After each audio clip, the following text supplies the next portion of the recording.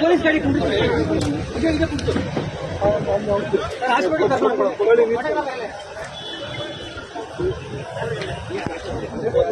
ದೊಡ್ಡ ಆಕ್ಸಿಡೆಂಟ್ ಆಗಿದೆ ಫ್ರೆಂಡ್ಸ್ ನೋಡಿ, ಜಸ್ಟ್ ಆಗಿದೆ. ನಾನು ಇವರಿಂದನೇ ಇದ್ದೆ, ಪೂರ್ತಿ ಗಾಡಿ ಪಲ್ಟಿ ಆಗ್ತಿದೆ.